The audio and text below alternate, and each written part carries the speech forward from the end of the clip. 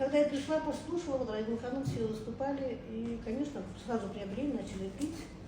Вот через ровно 2 месяца у меня было 3 дня подряд 202 давления. На работе я никогда лекарств не пила, но всякие лекарства давали. И вот 3 дня у меня вообще вот стоял 202. Потом уже на работе испугались, как иди, открой больничный. Больничный открыл, на второй день иду, у меня 120 на 80. 3 дня хожу 120 на 80. До сих пор у меня 110 на 90. Вот 3 дня сильное давление. Ничего не помогало. И вот до сих пор вот в март, апрель, май, июнь, август, 4 месяца у меня постоянно 110 на 90 давление. Вообще не поднимается.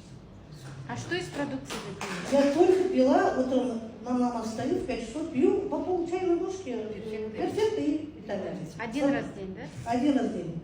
И через 2 месяца я начала смотрю, сейчас вот воду приобретаем дома, я на работу забираю 2 бутылки, по пол чайной ложки на день наливаю, до обеда пью, на второй.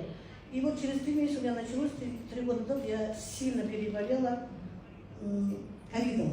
И мне тогда сказали 25% поражения. Вот потом через 3 месяца, 1,5 месяца кашляла, были сильные кашли. Я ходила, проверялась, опять на работе на больничном. Но я знаю, что у меня обострение, надо терпеть.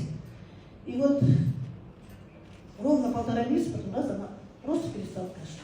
Сейчас даже не простываю. Раньше очень боялась сквозняков, понимаете? Видимо, у меня иммунитет хороший, я никогда не любила в больницу ходить, лечиться, как мне доверяла, хоть у меня дома врачи, потому что отец был врачом, а сейчас старший брат врач. А когда у меня в 11 году умерла сестренка от онкологии, когда я здесь все услышала, думаю, господи, почему тогда я это и не услышала? Почему тогда этого не было? Потому что за 5 месяцев она сгорела от химии у меня на руках. Поэтому бальзамы очень хорошие, всем рекомендую пить.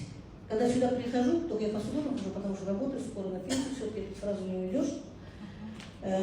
Спасибо